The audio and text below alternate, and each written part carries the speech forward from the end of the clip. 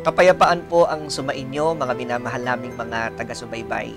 Muli namin kayong pinasasalamatan sa patuloy ninyong pagtangkilik, sa panonood at pakikinig ng mga aral ng kataas-taasang Diyos na mula sa mga banal na kasulatan dito sa programang Ang Kabanal-Banalan.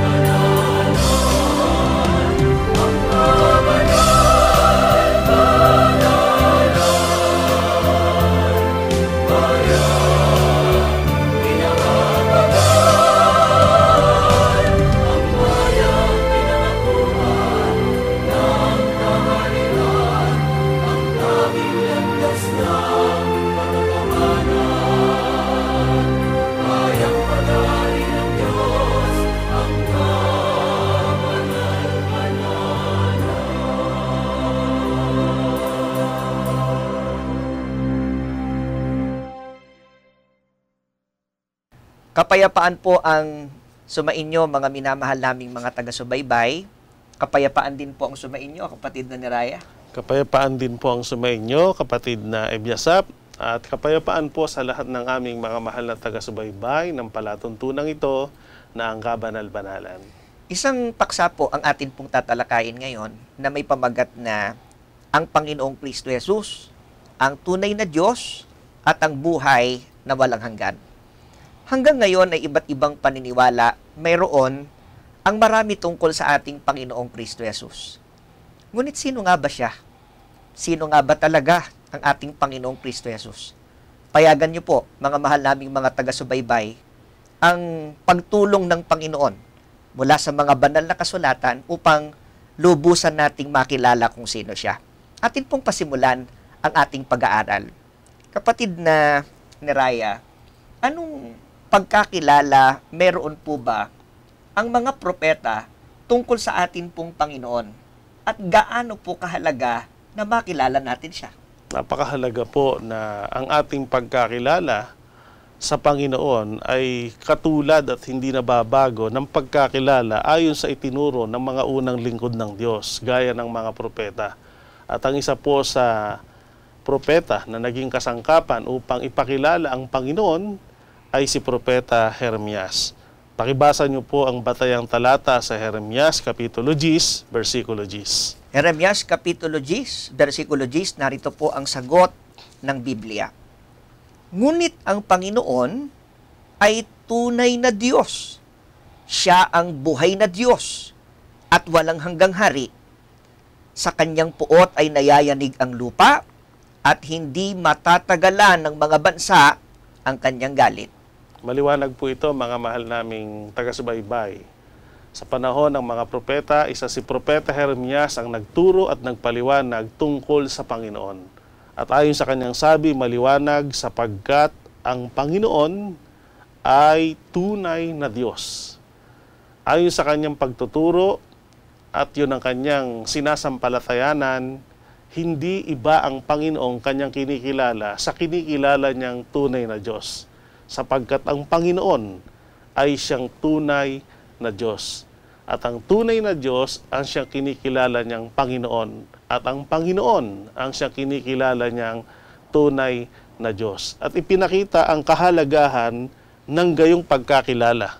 Patid na Ebiasap, gaya ng inyong binasa, itong tunay na Diyos na kinikilalang Panginoon ng mga propeta at dapat ding ito ang maging pagkakilala natin, siya niya ay buhay na Diyos. At siya niya ay walang hanggang hari. So dito ipinapakita, itong tunay na Diyos, buhay, nag-e-exist. Siya po ay umiiral. Hindi po siya katulad ng ibang kinikilalang Panginoon o kinikilalang Diyos ng ibang mga tao. Paano Sabi po nga, ba yan? may bibig, hindi nakapagsasalita. May mata, hindi nakakakita. May paa, hindi nakakalakad. hindi yun tunay na Diyos. Bagamat tawagin nilang Diyos o Panginoon ang mga yaon, sapagkat hindi nga buhay o hindi umiiral, yun po ay mga huwad na Diyos. Pero ang tunay na Diyos na siyang dapat nating kilalaning ating ding Panginoon, pwede mo siyang lapitan. Pwede kang humingi ng tulong sa Kanya. At sa taglay niyang kapangyarihan, gumagawa siya ng mga dakilang gawa para sa ikabubuti o para sa kapakanan ng mga kumikilala sa Kanya bilang Panginoon at bilang Diyos. Bukod po doon, kapatid na ni Raya, binanggit din po sa talatang nabasa kanina, mga mahal naming taga-subaybay, na ang tunay na Diyos na iisang Panginoon ay walang hanggang hari. Opo. Ibig sabihin po nun ay bilang hari, siya ang nasusunod. At ang posisyon niya bilang walang hanggang hari, palibhasa siya po ay walang kamatayan, ay nananatili siya sa ganong kalagayan. Hindi katulad ng mga tao na naaabot din yung posisyon bilang hari o kapangyarihang yaon ay dahil mortal ang tao, may kamatayan, hindi sila nakakapanatili sa ganong karangalan at kapangyarihan. Subalit ang Panginoon, hari siya noon, hari siya ngayon, hari siya magpakailanman. Napakaliwanag po nun, mga mahal naming taga-subaybay. Ngunit, syempre po, kapatid na ni Raya, isang katanungan ang hindi maaaring bumangon sa isip pa rin ng marami. Kung gayon ang pagpapakilala ng Biblia tungkol sa Panginoon, na siya ring tunay na Diyos, ilan po ba at sino ang Panginoon na tinutukoy ng mga banal na kasulatan na ating tunay na Diyos at tunay na Panginoon? Ayon po sa ating pananampalataya, yung itinuturo ng mga propeta na Panginoon at siyang tunay na Diyos, siya rin po ang ating Panginoong Kristo Jesus. At yan po'y nakahandang patunayan sa panahon na ang Panginoong Kristo Jesus ay nagkatawang tao at ginampanan po niya ang isang mahalagang bahagi ng kanyang pagkakatawang tao, ang pangangaral. At ang isang mahalagang paksa na tinalakay niya, yung pagpapakilala sa isang Panginoon na dapat nating kilalaning isa ring Diyos. Mababasa po natin sa Mateo 23:10. Narito po ang sagot ng Biblia sa Mateo Kapitulo 23, versikulo 10. Ni huwag kayong patawag na mga Panginoon, sapagkat iisa ang inyong Panginoon, sa makatidbagay ang Kristo. Hindi man po tuwiran na sinabi ng Panginoong Kristo Jesus na ako yung Panginoon na dapat niyong kilalaning tunay na Diyos. Sa pamamagitan po ng mga salitang ito, mauunawa natin ang kahulugan o ibig sabihin ng kanyang mga salita. Gaya ng ating narinig tungkol sa usaping Panginoon, hindi dapat patawag na Panginoon ang sinuman. Sa halip, ang dapat ay meron tayong kilalanin na iisa lamang Panginoon, sa makatidbagay ang Kristo. At ang Kristong tinutukoy, walang iba kundi ang ating Panginoong Kristo Jesus. At yan po ang dahilan, kapatid na Ebiasap at mga mahal naming taga-subaybay, kung bakit ang Panginoong Kristo Jesus ipinapakilala namin. Bukod sa Panginoon, siya rin ang kinikilala naming Panginoong Diyos, sapagkat hindi iba ang Panginoon sa tunay na Diyos na itinuturo ng mga propeta at yun din ang itinuro ng Panginoon nung siya po ay magkatawang tao. Kapatid na ni Raya, kanina po nabanggit nyo na ito yung ating pananampalataya. Opo. Isa lang ang Panginoon. Isa lang ang tunay na Diyos. Ito po bang pananampalatayang ito na atin pong tinataglay bilang mga kaanib sa kabanal-banalang Iglesia ng Diyos kay Kristo Jesus? Meron po ba tayong mababasa na tuwiran sa Biblia na si Kristo ang tunay na Diyos at buhay na walang hanggan? Meron po. At ang nagsalita sa talatang ito ay si Apostol Juan. Mababasa po yan sa unang Juan, Kapitulo 5, versikulo 20. At kung babasahin po muna natin sa wikang Ingles, sasalin ng Biblia ang God's Word, at isasalin o ililiwat natin sa wikang Tagalog, maunawa natin ang tinutukoy na tunay na Diyos ay ang Panginoong Kristo Jesus. Pakibasa niyo po, kapatid na Ebiasap. Apo. Narito po ang sagot ng Biblia, mga kapatid, sa 1 John chapter 5 verse 20, God's Word's translation. We know that the Son of God has come and has given us understanding so that we know the real God. we are in the one who is real, His Son, Jesus Christ. This Jesus Christ is the real God and eternal life. Kapag binasa po natin ito sa wikang Tagalog, sa unang 1:5-20, at nalalaman natin na naparito ang anak ng Diyos at tayo binigyan ng pagkaunawa upang ating makilala siya na totoo at tayo nasa kanya na totoo. Sa makatwid ay sa kanyang anak na si Hesus Kristo. Ito ang tunay na Diyos at ang buhay na walang hanggan. Yan po, mga mahal naming taga-subaybay, ang batayang talata na panahon pa ng mga apostol ay tinatalakay na ang pagkakilalang dapat ay maging pananampalataya ng mga Kristiyano. Sa talatang ito, pakitandaan niyo po, unang Juan, Kapitulo 5, versikulo 20. Ang paliwanag, ang tunay na Diyos na siya ring nagkakaloob ng buhay na walang hanggan, itong si Hesus Kristo. Opo, ang ating Panginoong Kristo Jesus, ito ang tunay na Diyos at ang buhay na walang hanggan. Ito po ang saligan ng pananampalatayang patuloy na tinataglay ng kapatiran ng kabanal-banalang Iglesia ng Diyos kay Kristo Jesus. At ito rin ang saligan ng pananampalataya ng mga unang Kristiyano. At sa talatang ito, dito'y sila'y lubos na nanalig at sumampalataya. Kaya naman, hindi natin binabago maging sa ating panahon, ito rin ang ating pagkakilala at pananampalataya na ang ating Panginoong Kristo Jesus ang tunay na Diyos at sa pamamagitan niya ay kakamtin natin ang buhay na walang hanggan. Kapatid na Neraya, tungkol po sa tamang pagkakilala, na pag-unawa natin na isa lang ang tunay na Diyos at ito po ay tumutukoy kay Kristo. Ano pa ang isang mahalagang bagay na nasa likod dito kung mapag-unawa at sampalatayanan ng ating mga mahal na taga-subaybay na si Kristo ang nag-iisang tunay na Diyos natin? Napakahalaga po.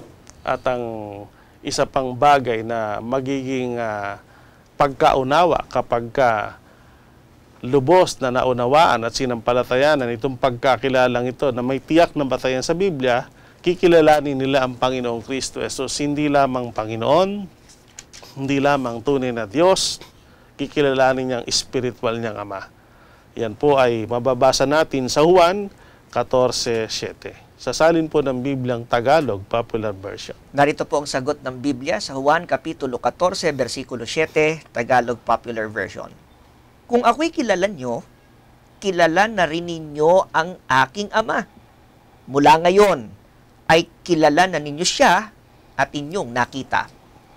Ito pong talatang ito ay sagot ng ating Panginoong Kristo Jesus nung siya magkatawang tao tungkol sa kanyang mga alagad kung sino baga talaga siya. Opo. At ayon sa kanyang sabi, kung babasahin natin yung mga unang pag-uusap, yung senaryo sa talata, ay ipinaliwanag ng Panginoon na malaong panahon na siya kasama. Hindi niyo pa ako nakikilala. Ang nakakita sa akin, nakakita sa Ama. Papaano sinasabi mo kay Felipe na ipakita mo sa akin ang Ama. At sa talatang ito, sinabi, kung ako'y inyong kilala, o kung kilala niyo ako, kilala niyo rin ang aking Ama. At mula ngayon, kilala niyo na siya. Siya ay inyong nakita.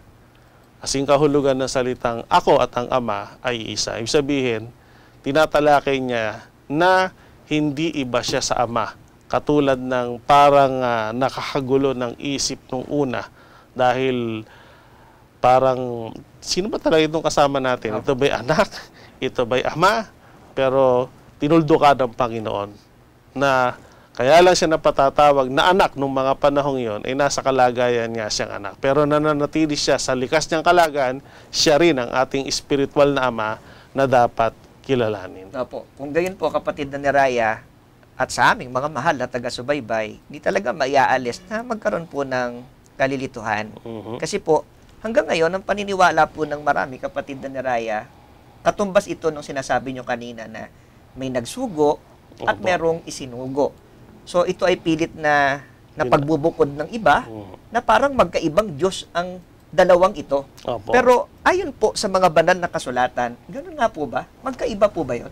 Siya din po yon. At ang Panginoong Kristo Jesus po mismo ang nagsabi, at ang batayang talata, 1:17-3. Narito po ang sagot ng Biblia sa Juan Kapitulo 17, versikulo 3. At ito ang buhay na walang hanggan, na ikaw ay makilala nila na iisang Diyos na tunay at siyang iyong sinugo sa makatidbagay si Hesukristo. Maliwanag po yan, mga mahal naming taga-subaybay. Ang Panginoong Kristo Jesus mismo ang nagsabi na ito ang dapat na maging pagkakilala natin. Batay sa talata, kanyang sinabi, malaki kinalaman ito sa kapagtatamo ng buhay na walang hanggan, na makilala ang iisang Diyos na tunay sa makatidbagay, siya na isinugo, walang iba kundi ang ating Panginoong Kristo Jesus. At binigyan niya po yan ng kaganapan, lumagay sa kalagay sinugo, nung siya po ay magkatawang tao. At ang mahalagang aral na kanyang tinatalakay sa tao ay ang pagkakilala ng buong katotohanan tungkol sa tunay na Diyos at tunay na Panginoon na dapat sambahin, dapat paglingkuran, na may malaking kinalaman sa kapagtatamo ng buhay na walang hanggan. Nabanggit po kapatid na ni Raya kanina sa binasa ko pong talata, at siyang iyong sinugo. Kaya dahil merong ginamit na salitang at, so ito ay tumutukoy na iba talaga ito para sa pagkaunawa ng iba nating mga kaibigan at mga taga-subaybay. Ngunit, meron po bang isa pang basihang talata na nagpapakitang hindi nga gayon, kundi isa lang talaga ang pinatutungkulan ng salitang yon? Opo, kahit gamitan ng salitang at ang isa pong batayan talata dyan ay mababasa natin sa unang Korinto, Kapitulo 2, versikulo 2. Narito po ang sagot ng Biblia sa unang Korinto, Kapitulo 2, versikulo 2. Sapagkat aking pinasyahang walang maalaman anuman sa gitna ninyo, maliban na si Hesukristo at siya na napako sa krus. Yan po, mga mahal naming taga-subaybay. Tandaan niyo po yung talata, unang Korinto 2:2. Gaya ng ating narinig, maliban na si Hesukristo at siya na napako sa krus. Kahit may salitang at, pero nananatili ang tinutukoy sa talata ay walang iba kundi ang ating Panginoong Kristo Jesus. Siya yung Panginoong Kristo Jesus na nagkatawang tao at siya ang napako sa krus. Kaya nang sabihin ito ang buhay na walang hanggan, ang makilala, ang tunay na Diyos at siyang sinugo sa makatidbagay sa Hesukristo, hindi po magkaiba yon. Isa lang, katulad ng salitang maliban na si Hesukristo at siya na napako sa krus. Isa lang po ang tinutukoy, ang ating Panginoong Kristo Jesus, ang tunay na Diyos, at ang pagkakilala at pananampalatayang ito'y maghahatid sa tao sa kapagtatamo ng buhay na walang hanggan. Alang-alang po sa kapakanan ng ating mga mahal na tagapakinig, kapatid na ni Raya. Meron po kasi kayo nabanggit kanina, ako at ang Ama ay iisa.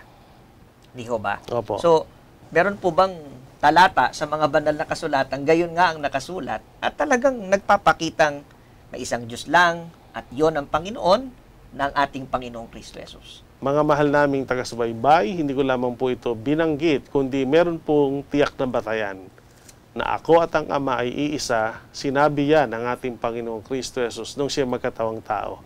At ang batayan talata ay sa 1:30.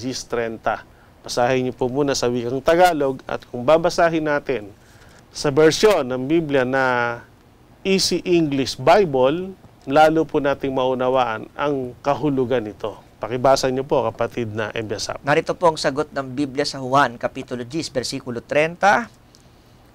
My Father and I are one person. Yun po.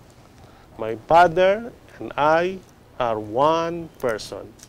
So, hindi natin pwedeng pag-ibahin ang Panginoong Kristo Jesus at ang ating Ama. Sapagkat ang Panginoong Kristo Jesus na mismo ang nagsabi, hindi sila magkabukod na personalidad. Siya rin po yun. Kaya lang napagkakamalian po nung ibang mga nagbabasa ng Biblia at nag-aaral na magkaiba. Kasi ang tinitingnan nilang panahon ng pag-iral ng ating Panginoong Kristo Jesus ay yung panahon lang ng pagkakatawan tao. Pero kung babalikan nila yung panahon na bago ang pagkakatawan tao, anong tunay na kalagayan muna ng ating Panginoong Kristo Jesus, siya po ay nasa kalagayang Panginoong Diyos na nasa langit at kinikilalang isang Panginoon, siya rin yung isang Diyos at isang espiritual na Ama. Binigyan niya lang pong kaganapan yung kanyang panukala na pagliligtas sa sangkatauhan, kailangan siya magkatawang tao, kailangan niyang tubusin. At ang paraan ay lumagay siya sa kalagayang munang anak para bigyang halimbawa ang mga tao. Pero nung tapos na yung panahon ng kanyang pagbibigay halimbawa bilang anak, bumalik na siya sa tunay niyang kalagayan. Meron nga pong mga iba pang mga talata sa Biblia. Sa mga susunod nating pag-aaral, matatalakay natin yan. Yung lumuklok sa kanan ng Diyos ay may kahulugang yung kanan ng Diyos, yun ang pinakamataas na posisyon sa langit. Kaya bumalik na siya sa dalagang dati niyang kalagayan. At ito po ang mga batayan ng katotohanan ng pagkakilala at pananampalataya ng kapatiran sa kabanal-banalang Iglesia ng Diyos kay Kristo Jesus. So, ibig sabihin, kapatid na ni Raya, kapag ka po naging tama ang ating pagkakilala, mga mahal naming taga-subaybay, na may isang tunay na Diyos lang. At ito ang ating Panginoong Kristo Jesus.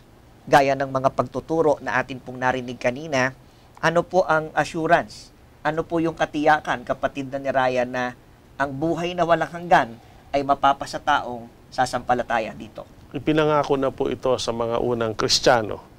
At ito rin po nananatiling pangako sa mga Kristiyano sa huling araw at nakahandang bigyang katuparan nito sa malapit na hinaharap. Ang batayan talata po ay mababasa natin sa unang Tesalonica 1:9. Pakibasa niyo po, kapatid na Eliasa.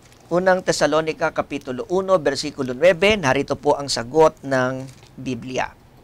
Sapagkat sila rin ang nangagbalita tungkol sa amin kung paanong nangakapasok kami sa inyo at kung paanong nangagbalik kayo sa Diyos mula sa mga Diyos-Diyosan upang mangaglingkod sa Diyos na buhay at tunay. Napakaliwanag po nito, mga mahal naming taga-subaybay.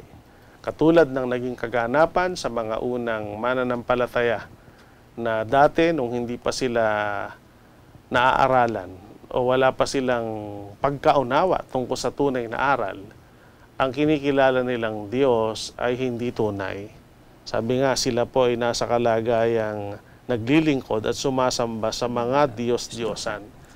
Pero nung dumating yung tamang aral, na dala-dala ng mga apostol, katulad ni Apostol Pablo, ito ang bumago ng kanilang maling paniniwala at umakay sa kanila sa pagbabago. Tinalikuran nila yung paglilingkod at pagsamba sa mga Diyos-Diyosan at sila'y nangaglingkod at sumamba sa tunay na Diyos kasama ng mga apostol. At dahil doon sa kanilang paglilingkod sa tunay na Diyos, ipinangako sa kanila at ipinapangako din sa atin ang katiyakan sa pagtatamo ng buhay na walang hanggan. Sapagkat mahirap po na maglingkod sa isang Diyos na hindi mo kilala.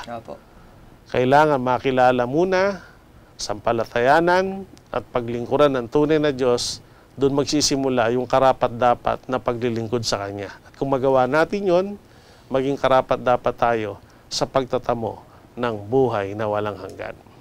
Opo. At sana po, mga mahal naming mga taga-subaybay, ay naging maliwanag po sa atin yon. Hindi po sapat na, kapatid na ni Raya, maaaring tunay yung paglilingkod na ginagawa ng ating mga kaibigan, mga kakilala, pero nais ng Diyos upang ariing tunay ang ating mga paglilingkod, tsakin natin, tunay na Diyos. Ang tunay na Diyos ay ating nakilala at sinasampalataya ng lubos. Kaya sa pamamagitan po ng pag-aaral na ito, sana po naramdaman po ninyo ang isang paraan ng pagtulong ng Panginoon sa inyo upang lalo siyang makilala. Makilala natin siya, hindi lang na tinatawag nating Panginoon na nag-iisa, tinatawag nating Diyos, kundi sana po lalo nating ipadama sa Diyos na siya nga ang ating Panginoon, siya nga ang ating kinikilalang Diyos. At maramdaman ito niya sa pamamagitan ng dahil si ating Panginoon, gawin natin yung kanyang sinasabi. Paglingkuran natin siya para wag tayong matulad dun sa ibang mga tao na sabi ng Panginoon, bakit niyo ako tinatawag na Panginoon, Panginoon, at hindi niyo naman ginagawa yung mga bagay na aking sinasabi. Lubos tayo magpasakop sa Kanya, igalang natin siya, at ang isang mataas na antas ng pagkilala sa Kanya, dinidiyos natin siya. Handa natin siyang sambahin, handa natin siyang paglingkuran na may buong pagsisikap. At kung magawa naman natin ito, ang lubos na pagpapasakop, paglilingkod at pagsamba sa Kanya, hindi po tayo malulugi. Bukod sa magagampanan natin yung ating katungkulan bilang mga taong Kanyang nilikha, gagantimpalaan at pararangalan tayo ng Panginoon. At ang pinakamahalagang gantimpala na Kanya ipinapangako ay ang buhay na walang hanggan. Ito ang paraan upang kung dumating man yung panahon na natapos na yung ating pansamantalang buhay, may pag-asa tayo sa pagtatamo ng tunay na buhay, ang buhay na walang hanggang. Walang ibang nakapagkakaloob nito, kundi ang tunay na Diyos, sapagkat sa Kanya lamang nagmumula ang buhay, lalo na ang buhay na walang hanggan. Pagpalain nawa tayo ng Panginoon sa mga aral na ito at katotohanan ito na ating narinig, pagpala sa ating lahat ngayon at magpakilanman. Amen. Pangantinig ng ating pagpapasalamat sa ating Panginoon ay ating maipaabot sa Kanya, tayo po'y mag-uukol ng panalangin. Pinamanikan ko po ang kapatid na Ebiasap, ang siyang manguna sa pananalangin. Aba, Panginoon po naming Diyos, Panginoon, Ikaw po ang Diyos, aming Ama na makapangyarihan sa lahat. Muli ka naming pinasasalamatan sapagkat patuloy mong ipinaaabot sa amin ang iyong mensahe Opo. upang bigyan kami ng kaunawaan, bigyan kami ng sapat na kaalaman upang lubos ka naming makilala at sa pagkakilalang ito ay dalhin kami sa matuwid na paraan ng mga paglilingkod sa iyo. Amen. Panginoon, sana patuloy mong tulungan ng mga mahal naming mga tagapakinig at mga taga-subaybay. Opo. Bigyan mo pa po sana sila ng malayang mga pagkakataon na katulad nito Sure. upang marinig nila ang iyong tinig at mula dito'y sumibol ang pananampalataya upang lalo silang maugnay sa iyo at sa pag-ugnay namin sa iyo, makatiyak kami na tatanggapin namin ang iyong pangako. Amen. Sa iyo namin ipinagpapasalamat, ipinagtatagubilin, ibinabalik ang lahat ng kapurihan sa pangalan mong Diyos at Kristo Jesus. Ikaw po ang nag-iisa naming tagapagligtas. Amen. Amen. Maraming salamat po sa inyong pagtangkilik sa palatuntunang ito ng Kabanal-Banalang Iglesia ng Diyos kay Kristo Jesus. Ang programang ito ay maaari ding mapanood sa pamamagitan ng Facebook Premiere, araw-araw sa ganap na 7 ng gabi. I-search lamang ang ating official Facebook page na MHC Media. Kung nais po ninyong mapanood ang iba pa naming mga pagtatanghal, mag-subscribe sa ating official YouTube channel na The Most Holy Church. Upang lubos po ninyong makilala ang Kabanal-Banalang Iglesia ng Diyos kay Kristo Jesus, bisitahin ang ating official website na www.mostholychurch.com. Para naman sa inyong katanungan, prayer request, o libreng Bible study sa inyong tahanan, tumawag o mag-text sa mga numerong ito. Sa Smart or Talk and Text, 0909-555-5009. Sa Globe or TM, 0926-383-0454. Sa Dito SIM, 0991-419-2027. Maraming salamat po!